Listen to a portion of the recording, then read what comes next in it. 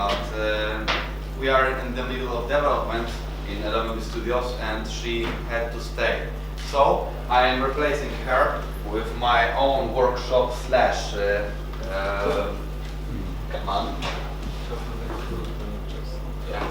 slash lecture, which is called Writers 101, where I will tell you about the general writing and narration stuff in games.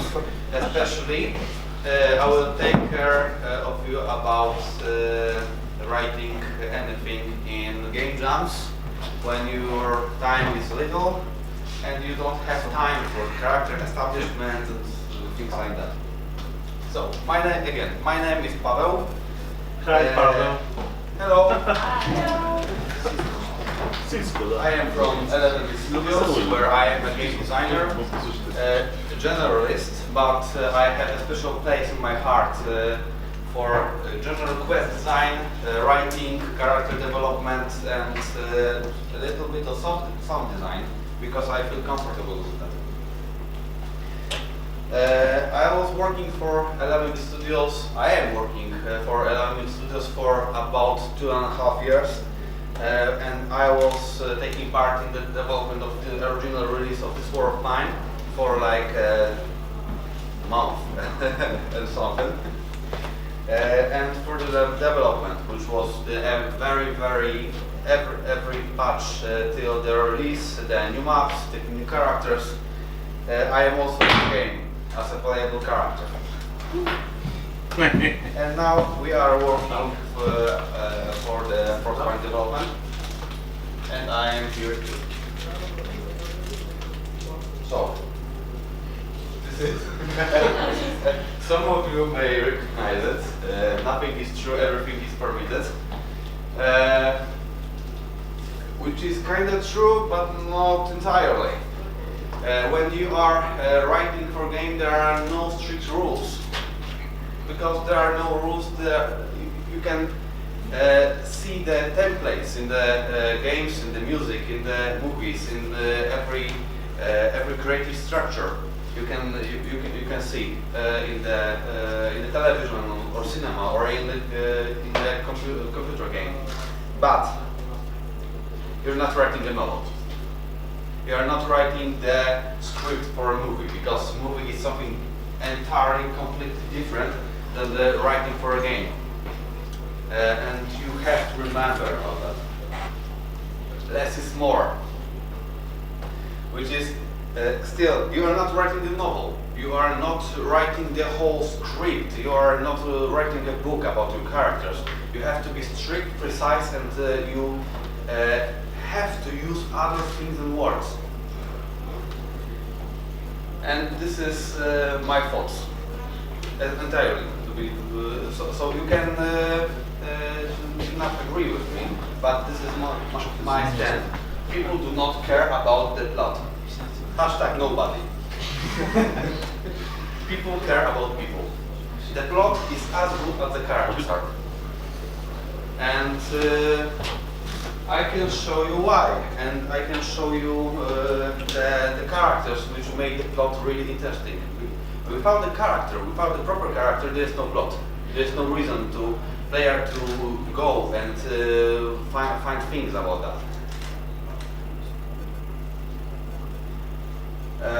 Another thing is generate all the words.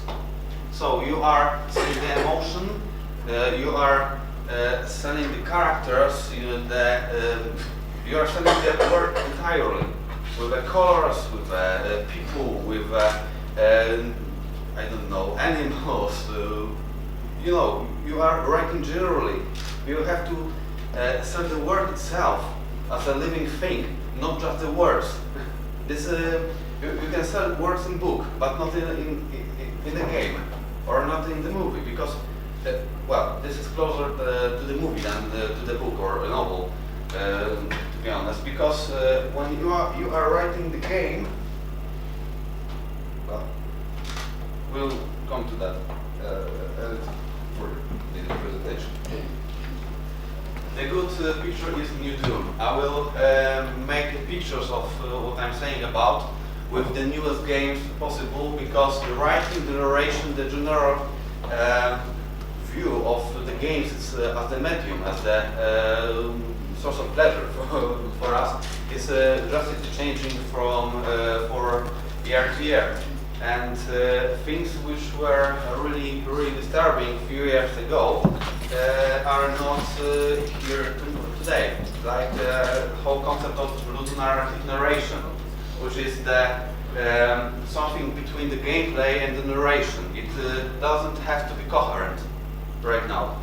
The good idea of it is, I don't know, Uncharted 4 or whole Uncharted series, where the plot, the characters, the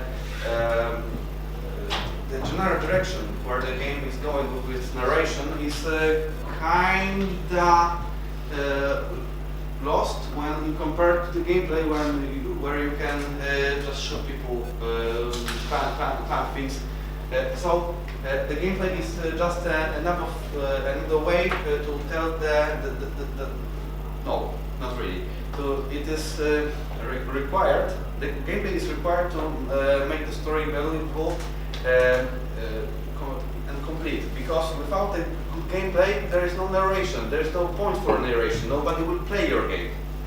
Of course, there is a different kind of game, which is a visual novel kind of thing, and the narration is more important than the words. Actually, are more important than the gameplay, because you want to discover the people, the plots, the feelings, and you are playing games like, I don't know, Hatoful Boyfriend, when you're a pigeon and want to find the love of your life. And if you are playing visual novels, you are strictly looking in them for the narration and things like that. But the general direction in the games is gameplay first. So, in Doom, there are the different kinds of narration, different kinds of generating the feelings. In Doom, you are the Doom guy, basically. It is selling the fantasy of being the Doom guy who's vulnerable, but also he is like almost unstoppable killing machine. Anyone play Doom? Yes. Yeah. So you know what I'm talking about. It is the general vision, here in Doom, you are selling the general vision, general fantasy of being an unstoppable Doom guy who's killing the demons and saving the earth. And that's all. And you are telling the story through the first person view. And the whole story is presented to you like somewhere there, but you are the Doom guy and don't really care about it. The very first thing one of the very first thing you can do in what is happening in the new Doom is when there is some exposition for the Doom. Exposition is the explanation for the player, what's going about from the side of the story. Is that someone is talking to the Doom guy and he's just throwing the communicator away because he doesn't give a fuck. And that's awesome. That's a completely different perspective of the narration, because those guys did something amazing, because they are telling you story almost without words. But it is a really fun story. It is written from the perspective of the main bad guys are something like a cult. And the whole writing is from the perspective of a cult. This is really cool, but it is outside. It is almost outside the general fantasy of being the Doom guy. Next, Dark Souls. Another picture of telling the story almost without words. It can be the story is around us. The world is around us, and it is changing not because of us. It was there 1,000 years ago. And if we fail, it will be 1,000 years ago, and someone will take our place. The general, and it is a really interesting thing, because when you are playing the Dark Souls, one of the series, whatever it is if it is the Dark Souls, Demon Souls, the Bloodborne, whatever part of the collection, 1 to 3 of a Souls game is, you are feeling the world around you, and it is giving you information like you are not special, not really.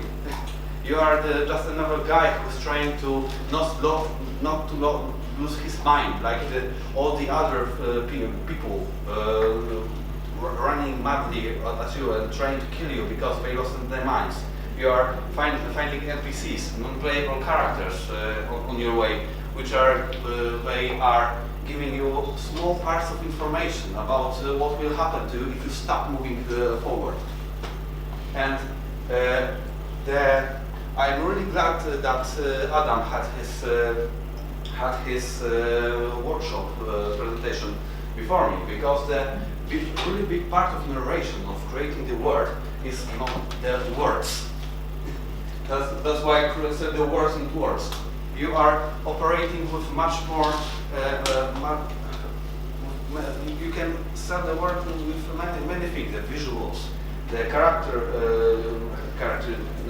the people characterization, the colors. Yeah, you are giving all the hints in the world. Yeah.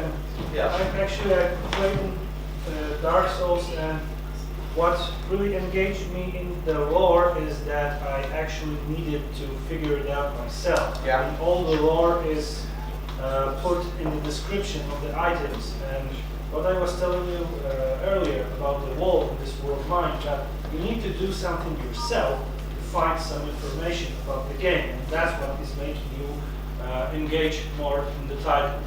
If the Dark Souls, all the lore would be explained to you or tried, there would be probably no other things for you to explore actually. So you can't always tell everything to a person that is trying to explore a title. It's like telling someone the ending of some book before he reads it. Yeah. So the general idea of those two games, is the story is around you, but it's not put into your face, like a put into your face, like it is in so many other games, and it is really nice, because you have to remember, as a game designer, one of your responsibilities is making the world believable. You're making quests, you're making the words, you're making level design, and by all that you can tell story. You don't only have words, you have colors, you have locations, and I will tell you about this a little bit later. But you have to remember that there is something like numina, from Latin numinous. It is the godly presence. I like that term because it's telling a lot. You, as a writer, as a game designer, you want people to feel the presence of the world.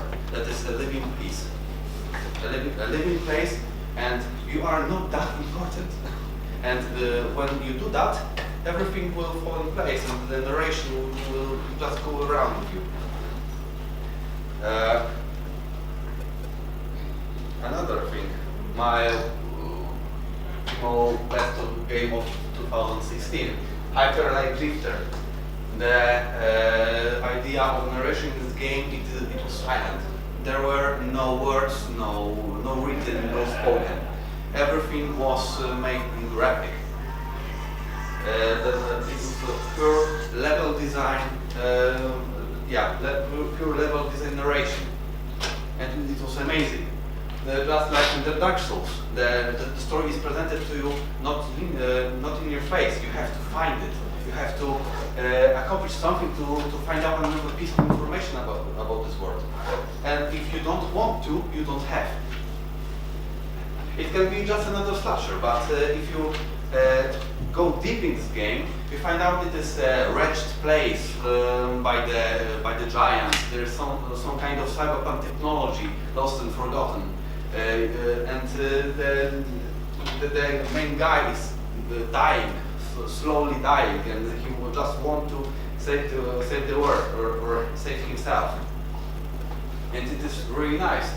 The game has its own language, but it's not, you can understand it. Because this is not the point. It is giving you all the information for the level design, for the lithographic panels. When the story is presented to you, it is made in graphic, in the panels, like in a comic. And it is like 3 or 4 pages at most. And it's telling you the story of, I don't know, the falling on a giant and the chaos it made in the city and the attack of one race on another. And this, all the information are in a pill. And you are making everything else in your head by the game design, which is very coherent, by the colors which are gorgeous. I love this game so. The graphic is very gorgeous. The Witcher, of course, Witcher, which is in my opinion, is the peak of narration. Because everything clicked.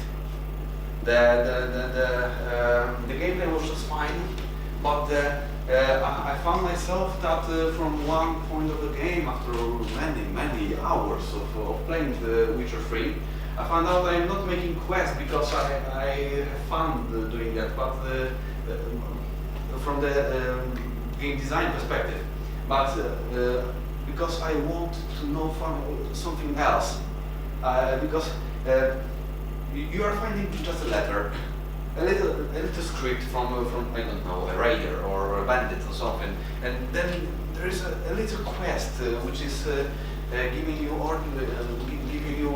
tips in order to find something else, like missing treasure or something else, or something like that, or big quests which are very nice written, like the Bloody Baron quests and line, which I will tell you about a little bit later too. For us.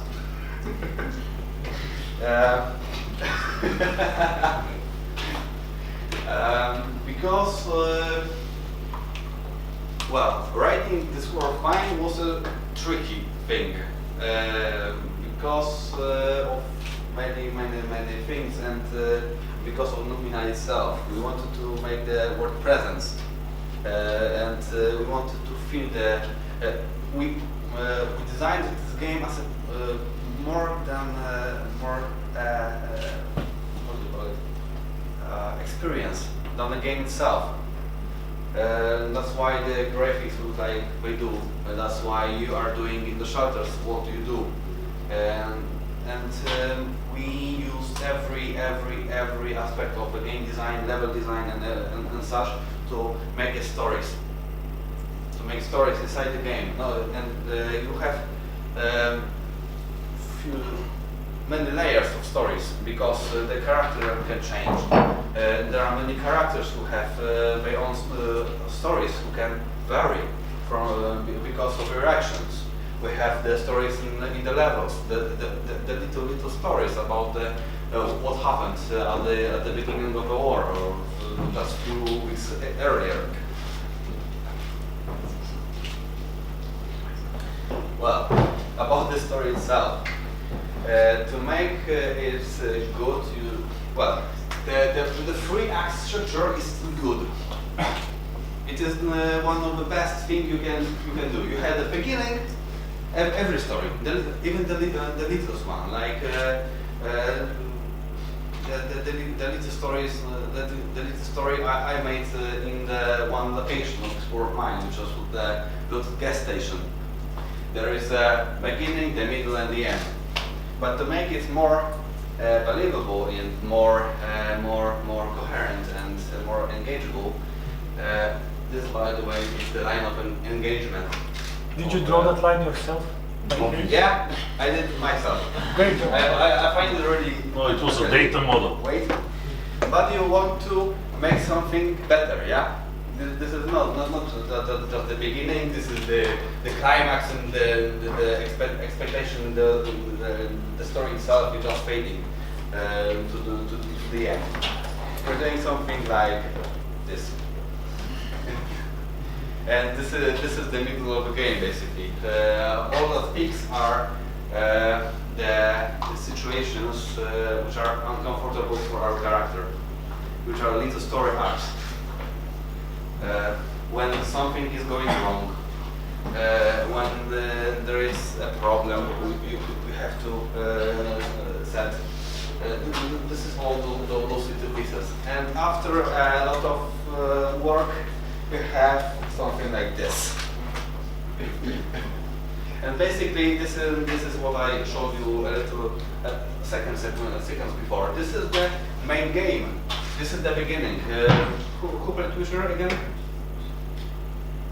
Well, okay. Or a movie. Shining. Who wrote Shining? Yes. No wrote. Brad. Never mind. So the general direction of it is this. Act 1 is a setup. You have to establish characters, any characters. Then you have Act 2, which is confrontation. The character in your game is finding out its true purpose or true nature of the task or something else. And there are obstacles, which are those little pieces I showed you a little before. And there are many. There's a midpoint with probably a big twist. Another obstacle, and just before the climax, there is a disaster and crisis. It is the crucial part of creating a good story, because without it, without the obstacles, without crises of a main character, of your character, without the obstacle, which is from his point unmovable, he will not develop. You will have a plain character which is not interesting, and with plain character you have plain story. Nobody would ever say that Uncharted 4 story is good without the proper characters. The same thing is with every good movie you saw, with every good book you read, every good game you played. This is crucial. And after the climax, there's Act 3, which is the going down, the resolution, the end, after credits maybe sometimes. And seeing that, don't panic. It's not like you have 1/4 of a game for the beginning, 1/4 for the first part of second act, and such. No, you can shift things. You can make the part of a resolution here. You can switch things, and this could be 20, 40, 100 hours long. It depends only on you. But let's move somewhere else. Back to the people stuff, the characters. People care about people, and your story will be as good as your characters. So it should be the main focus of yours in writing. To make a good story, you have to make good characters. To make good character, you need a light touch, because over exposition is deadly for a character. Who remember Alex from Half-Life 2? Does anyone play? Yeah, I hate her. This is the really overtold character, and you need a light touch in developing and presenting character to the player, because without it, it will be just bland. It will blend. It will be unfocused, and it will make you angry at her, because there were long minutes of her talking to you, and she was talking about herself. Valve was developing the characters, not through showing you things in the gameplay, showing you things in the plot, showing her acting, but with words. They were strictly telling what she feels and how she will act with words, which is terrible, absolutely terrible. And one of such thing is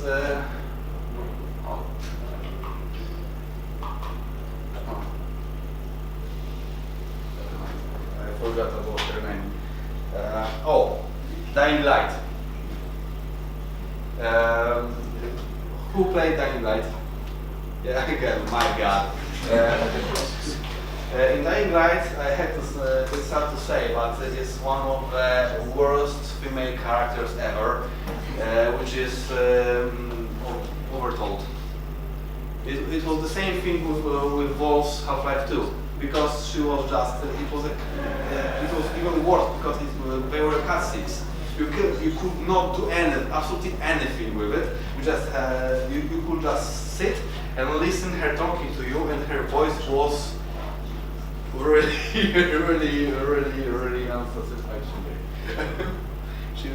It was bad writing, the mix of bad writing, bad voice acting, bad character development, and such.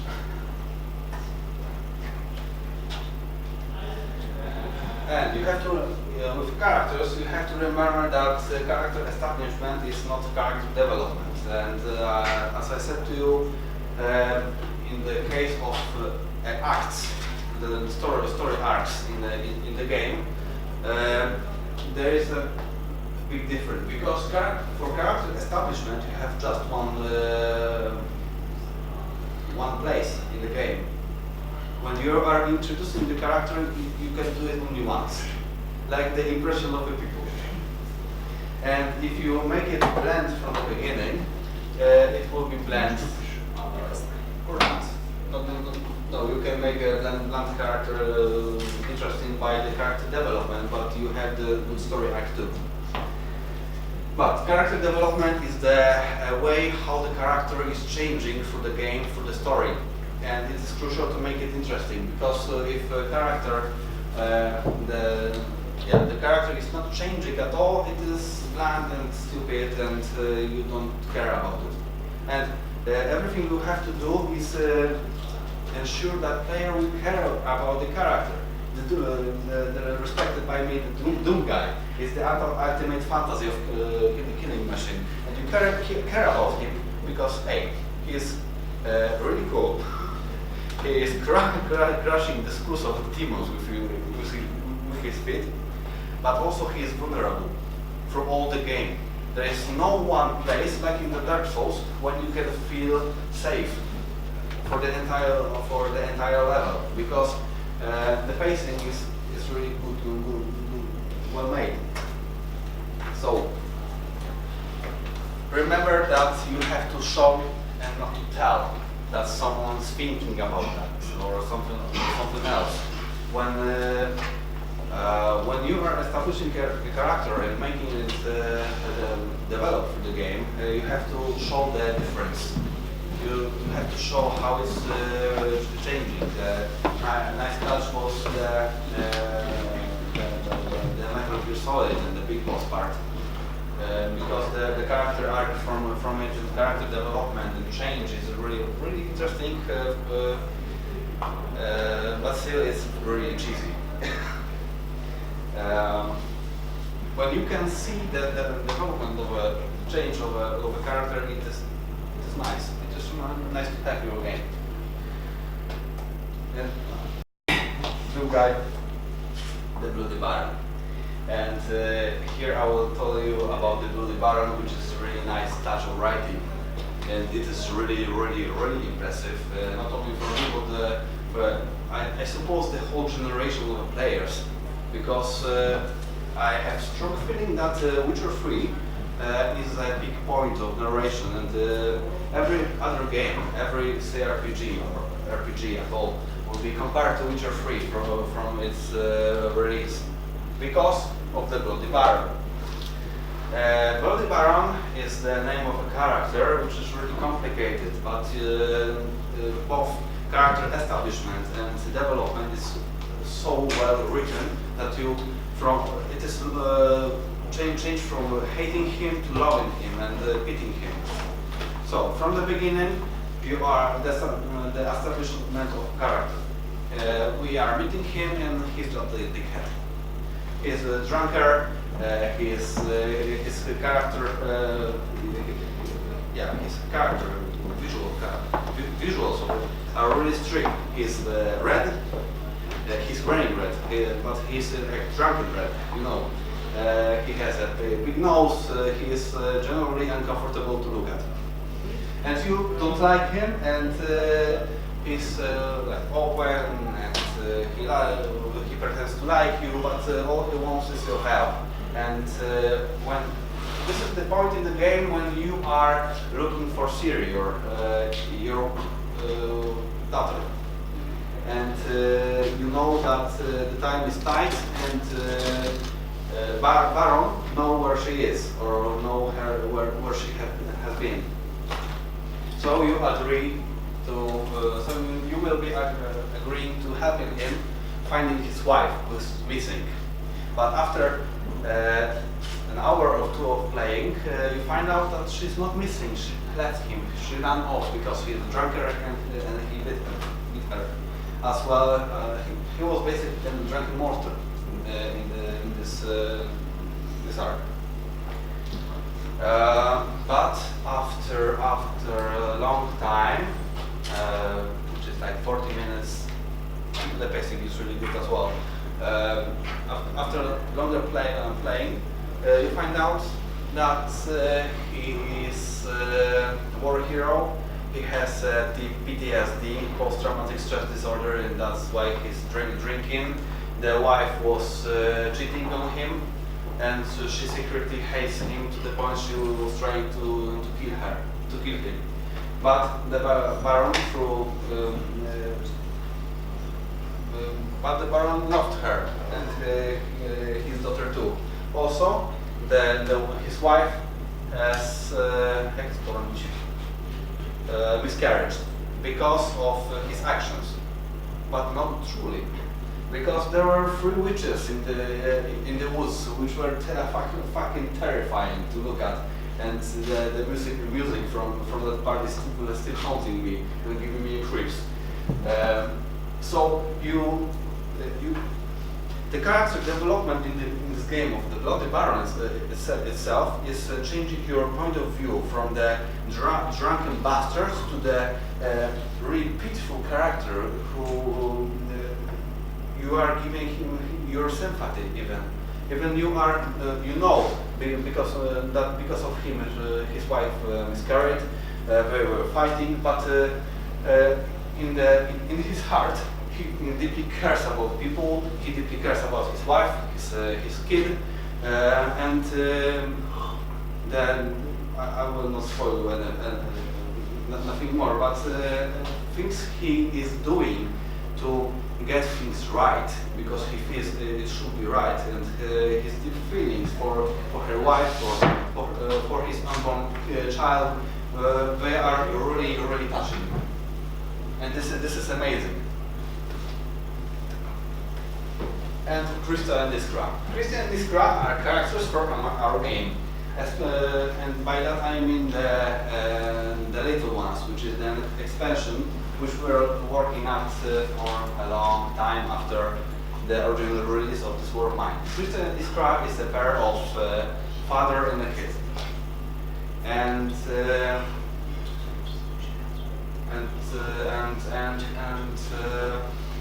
I want to tell you about the developing characters in this War of Mine, because we didn't make the entire story. We made the world, and we placed the characters in it, and the stories were just written by themselves. Christo is really and we established the characters. How?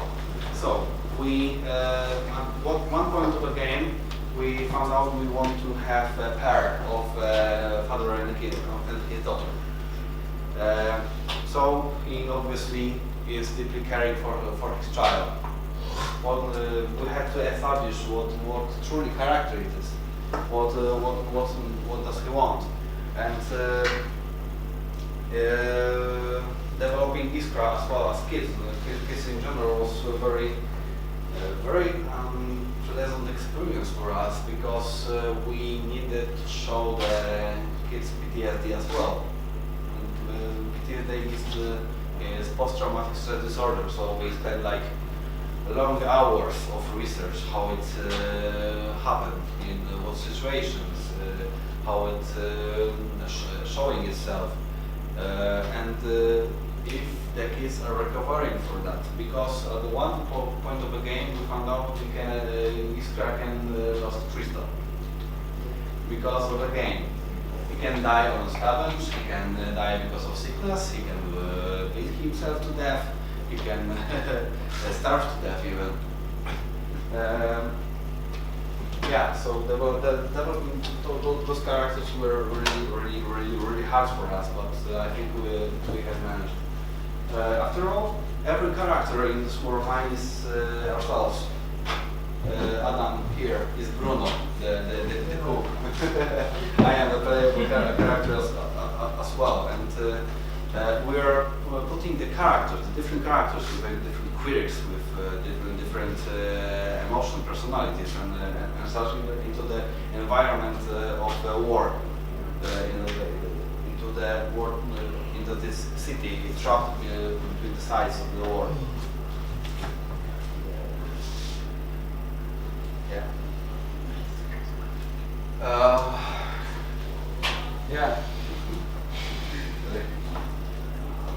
And here is general tip about writing dialogues, because we had to use words for communication, because we wanted our characters to communicate with each other. But general tip is like that: if your character are speaking, do it right and read the damn thing aloud, because you are still first thing. You are not writing a novel. You want the dialogues to be swift, to be impactful, to be to be not forced at all. They have to be natural, but short. I remember, game pacing and gameplay comes first. I remember when we were in the development of late development of the little ones, when we are creating dialogues. I was the part of it because I was supervising and writing them myself with Maciej Skóra, if I remember correctly. We had to at one point sit with a stopwatch and find out how long they will just be in the game, because sometimes the dialogues were so long between the dialogue between the Christian and Iskra, the parent and the kid were so long, the interaction of all were so long, it could be for half a day or more, and it was just I don't know 4 lines, 7 lines, because we had well. Writing the dialogues is complicated because usually when you are writing it, you are not considering that they will be visible for a time. Usually it is like half a second for a letter in the dialogue. So you have to. This is one of the things you can use in a game jam when you are using writing dialogues.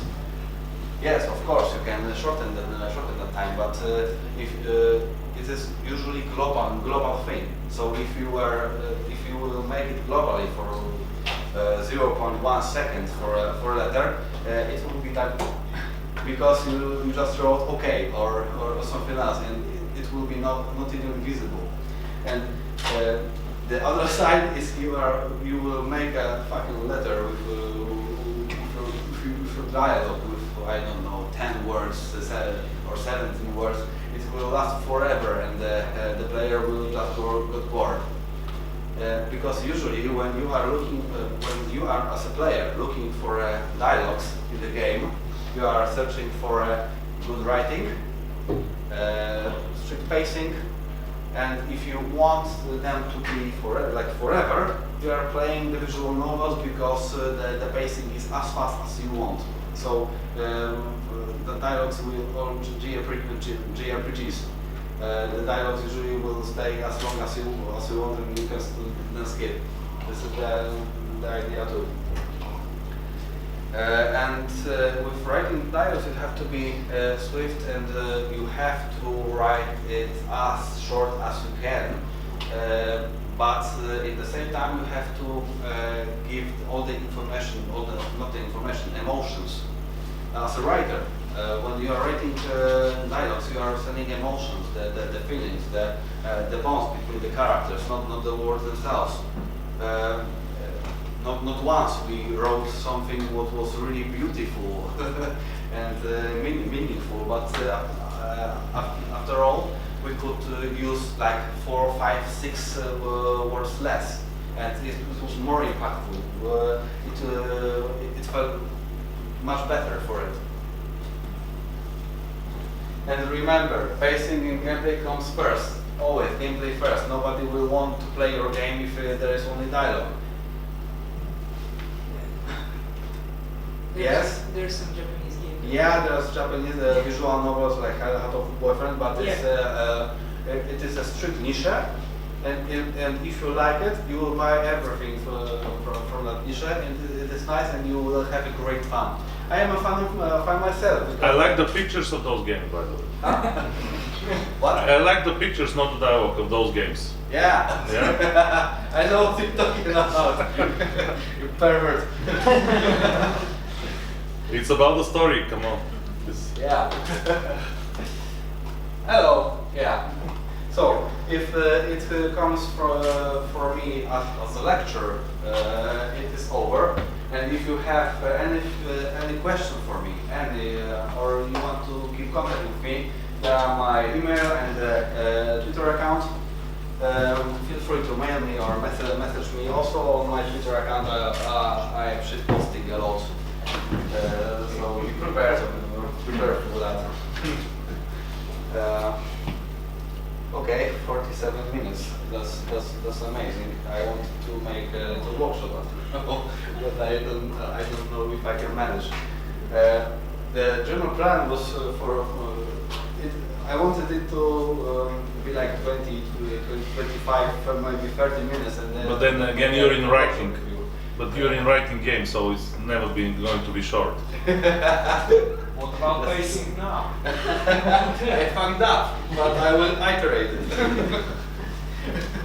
Iteration is also very important, as well as for game design in general, as well for writing.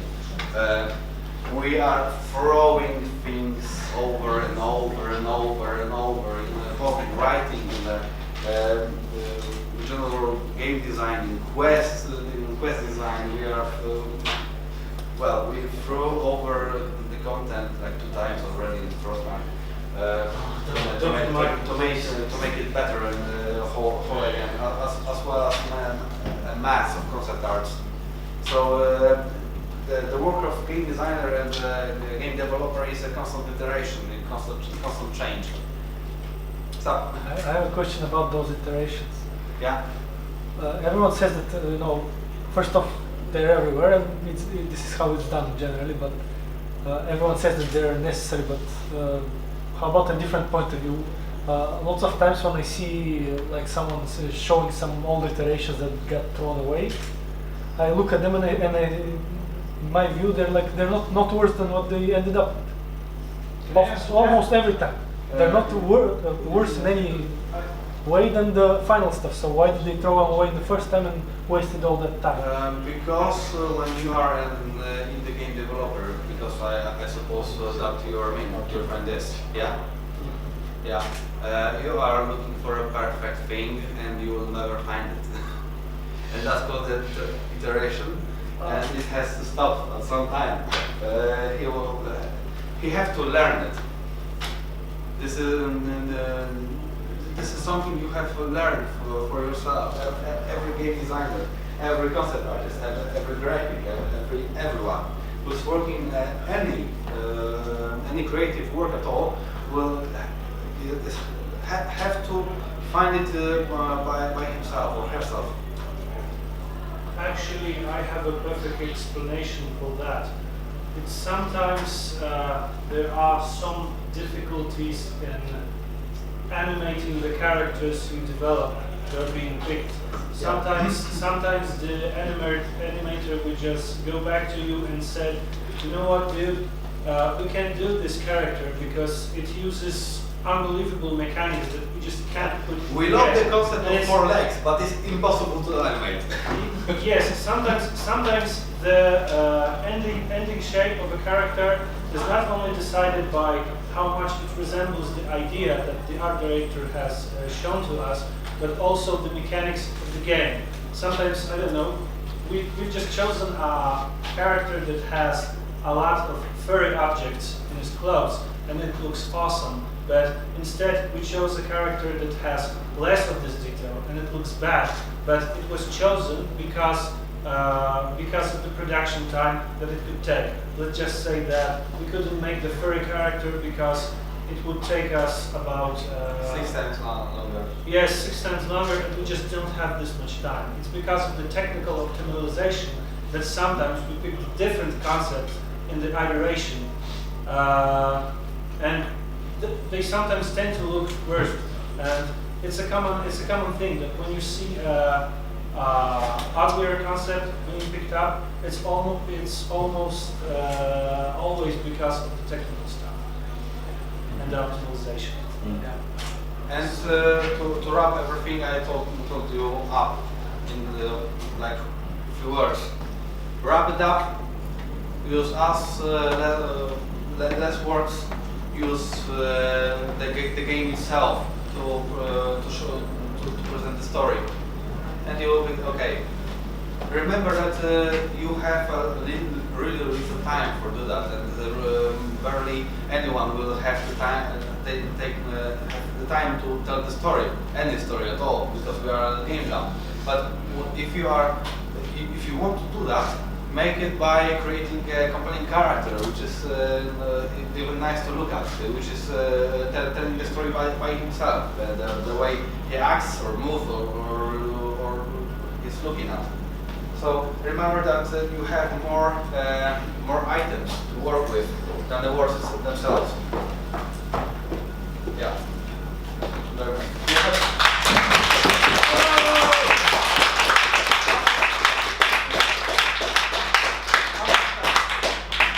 How much time do I have?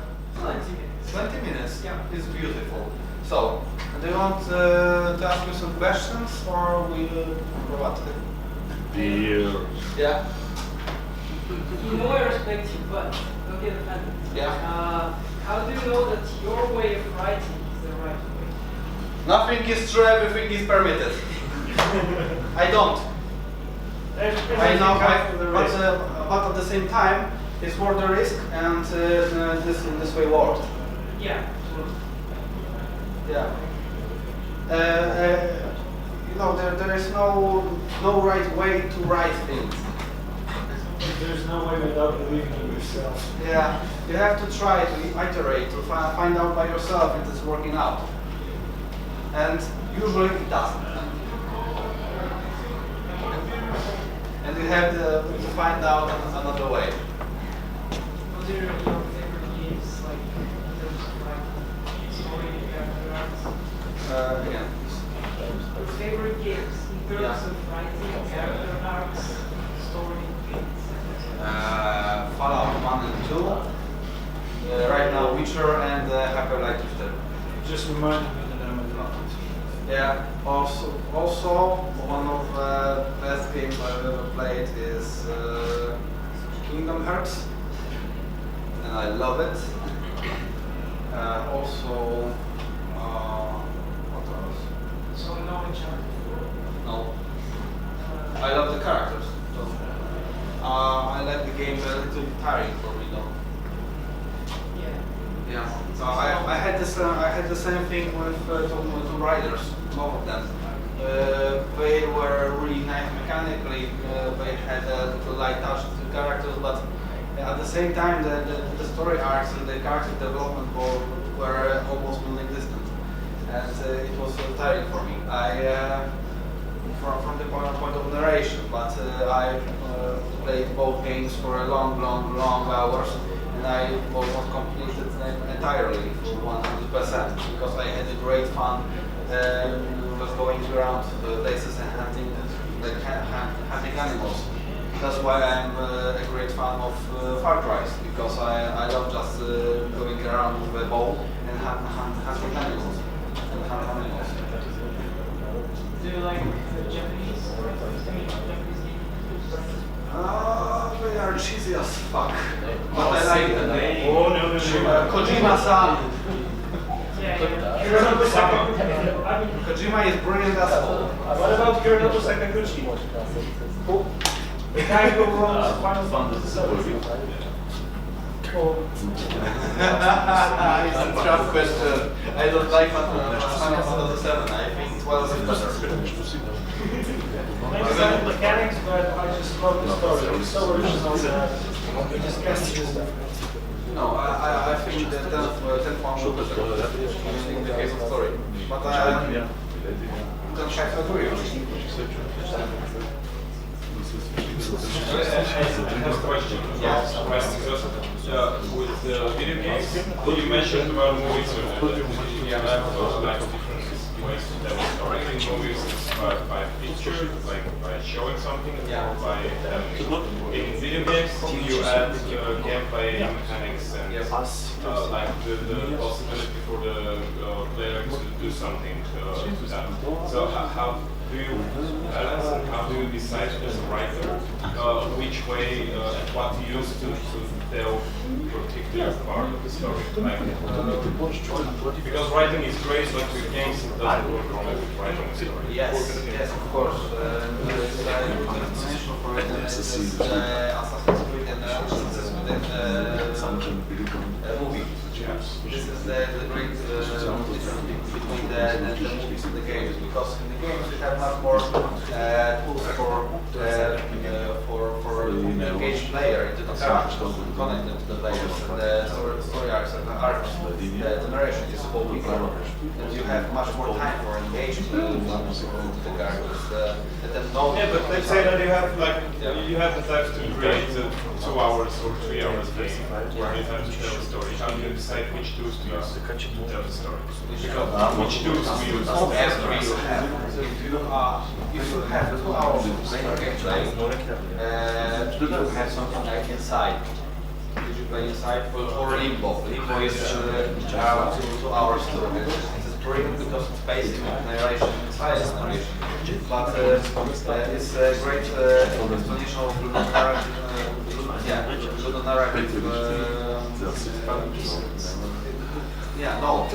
There is no distance in Limbo, because every story is told only with 5 words and only with a gameplay.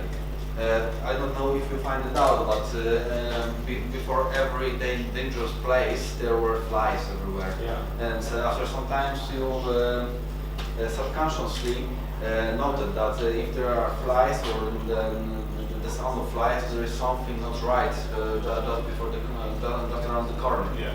And you are using something like that in the game. You can't make it in the movie because you are not controlling the player. You have your doll. In games you have your doll which you are engaged usually, like I don't know, Ezio Auditore, La Firenze, which is a great character because it was really well written. It was it had really good establishment as a cocky fucker who got older and older and got some many responsibilities over the years. And it was really nice to see that he's changing. You really couldn't do it in the movie because Assassin's Creed had 3 games for that character development, and it was also really nicely written. I don't know if you understand what I'm telling you about. The 3-second Assassin's Creed are. People are usually think they are good because of a main character of Ezio, because it is well written. The next one, the first, I don't even remember his name.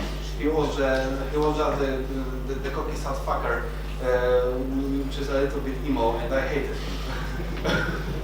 But you remember Ezio, you remember Altair. because they were strong characters, well established, well written, well developing. Like Altair, from the young man to the head of the Assassin Creed, like Ezio Auditore. He went through the very almost the same way of just a youngster who's cocky, who's not getting around other people, to the head of like big company, and then he had a lot of responsibilities. But it equally well you can write that like this fact Yeah. or show it in a movie. It will be, of course, you need a lot of time, but that's how do you choose your tools? That's probably a bit of personal question on how you work when you write games. When do you decide that the character will do something or will say something, or it will be just like a gameplay mechanic to tell his part of the story? Like learning a new skill, which can be like showing the development of the character or something. I understand. This is a tricky question because I'm asking it because for me the game jam is both in the games, both in the movies, when you can show something without words, you're doing it. That's the lovely domina of ours, the feeling of the world, the feeling of the characters, the living world around us, and that's the way you do it. But the games are a little bit better in character development. I would say the three are the beginning, middle, and the end thing. But it will be compelling as well, because there will be a character and he's doing something, and you are interested in that. And remember that the game will come first, especially at the game labs, because you don't have, you will not have the time to make a story. This is not such a shame. I think that's like a personal challenge to everybody to like try to tell a story. You can in do 2 it, days. but It's really hard. but if you can tell a little story, of course you can tell it, but the story must not be little. The character must be very tropey, because if you have a little time, you have to use everything you can, which are the tropes too. So when you are thinking about Mario, he's a plumber. He has he's a master. So right now, when you are creating the guy in the red pants and the mustache, you are thinking about Mario. He's a plumber. He's doing stuff. He's rescuing princesses and such. So you are using the gameplay mechanics as well. Obviously consuming a lot of mushrooms on the way. Yeah. So you are using everything you can, including gameplay, to establish characters. That's the way to do it in the games. You can use gameplay obviously in movies, so because it looks stupid.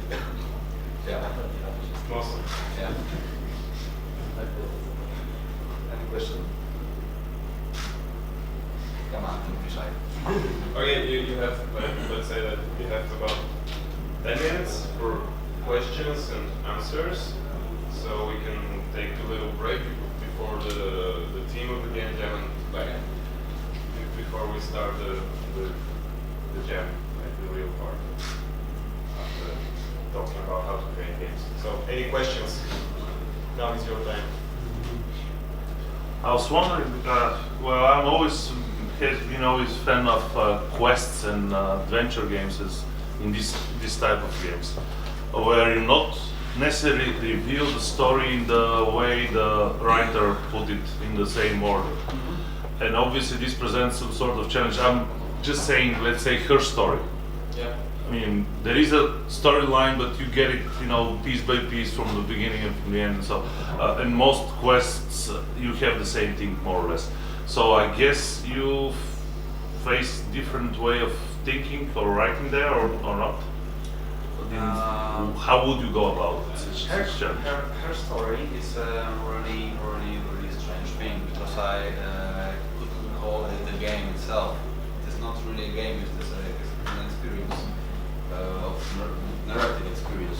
Because at the same time you have linear story, because it is one It is a linear story, definitely, yeah, yes. This is you are uncovering the story from the puzzles, and the whole idea of it was making many little videos about the very specific things, and mix it all together and let the player find the real end and find out the story by himself, which you can do without having every single puzzle, because you can, Exactly. The point is that you may discover the end at the beginning, or really at the beginning of the game you can discover what is the end of the story, but you need to fill in the gaps anyway. So this is the fun problem of this game, if it's a game. No, the same problem was with Stanley's Parable or Yes. the Talos Principle. Exactly. Because there is a story behind it, is existing, but it was not the point of the game. Her story is brilliant because at the same time the narration, the whole thing, the story was in the center, and at the same time it was like nothing for the gameplay, because you wanted to solve the mystery. It's like two kinds of writing of detective stories. It is the European school and the American school. In the European school, usually the guys were from the London or England, so it's English school. There was a brilliant detective who was solving the mystery, and you didn't know the result till the end of the book. And at the same time, the American detective stories are a bit different, because you know the resolution almost from the beginning. You know who did it, you know who killed. But the story is not about who killed. It's about the character. Yeah, it's about the character of a detective who is an ordinary guy. So you are interested in the character and character development of the detective, and him solving how he solved this mystery than the mystery itself. So the same, I suppose the same thing is with her story, because I really had a great time playing this, and I was really interested in the gameplay, and I spent a lot of time after I discovered the truth, because it was really in my case really fast. But yeah, I think it is like that. Yeah, thank you. Hey, I have a question, because I kind of missed like the beginning of your talk, and I'm sure you already answered it. Like, what do you believe, because you have more experience, I'm to the generalist, just to show my point of view and why I'm asking this. Like, when I concept for a game, for example, what do you think is the least amount of story, maybe in a way? Because it probably sounds a little bit naive, my question, because I'm that far away from the subject. What's the least amount of story that you can implement in a game to have a story? And my probably second question is, what will be the best way to use gameplay to show character if you're developing like just a character for a story? So for the first part, if you will give the player the meaning of going through, it is just enough. Like in Mario.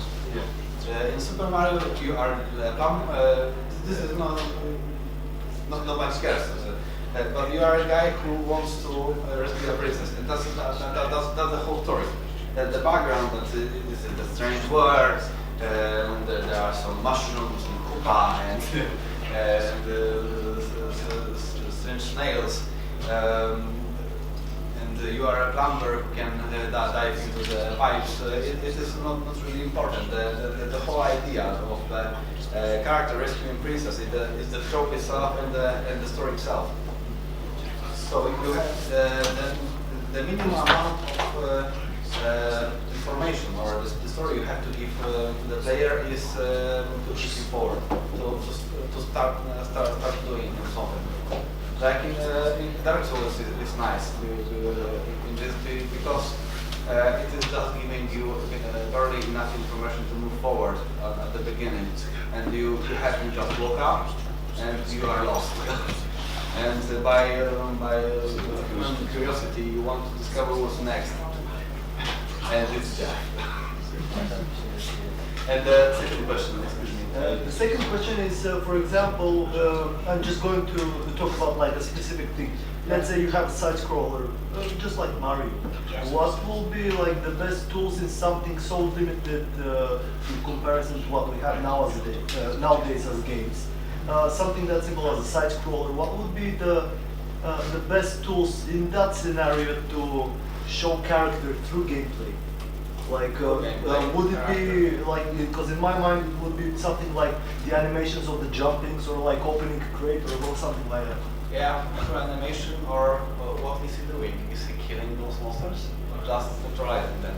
And obviously eating mushrooms. Yeah, is he eating mushrooms or is abstinent?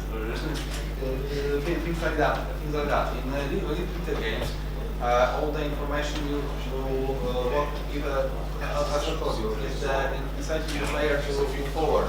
It can be a big monster who's running through and you want to just run, and it is the idea for a runner, you know. There's a Cthulhu who wants to eat you or fight you up otherwise, and you are just running. And it is the reason for the player to move forward, to explore further. Something like that. You have to use gameplay to. You are in games like that. You are not only developing the characters. You are introducing them and letting the player the reason to follow them, to like them and to care about them. You are not really developing them. The character development part is really important when you have a game which is bigger and you want to sell the story of some kind. This is really nice to have, but in the little games you have to remember that you have to use everything you can to make the narration big. Yeah, even it is something like you have I don't know, a battle game with people who are fucking up each other with the swords. So you are telling the story by the feeling of the swords, or the location of the pit, or where are they fighting, so something like that. How do they look like? What is the material of a sword? Is it a light sword or just a normal sword, or they are using something completely else, or some kind of crystal, or you know. Short part of the question. You mentioned one of your interesting quest design. Let's say you have to make a new quest from zero. What did you start with? The gameplay structure of the quest or the story? No, the beginning. The whole beginning of the quest for me at least is developing the feeling of the world and what I want to accomplish. When you want to show a tragedy of some kind, let's say, like the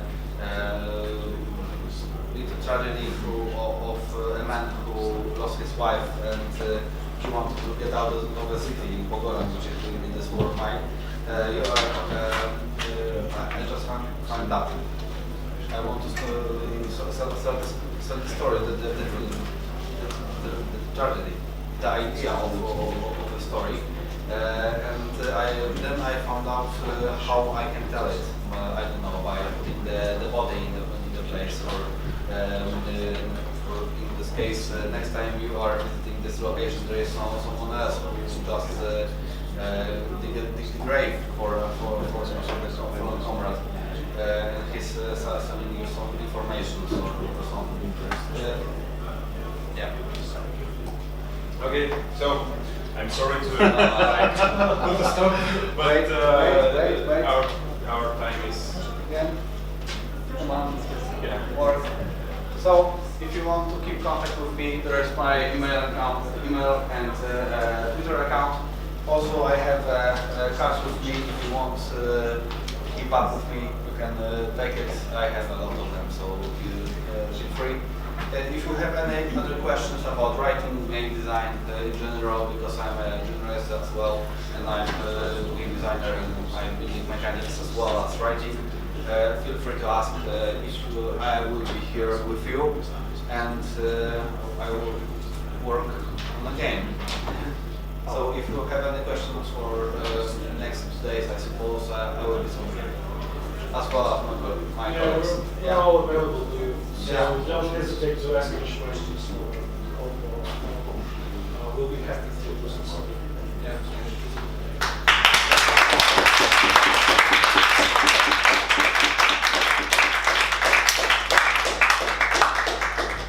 So now we take a short, like 10, 13 minute, 30. Why 30? Should we start at 5?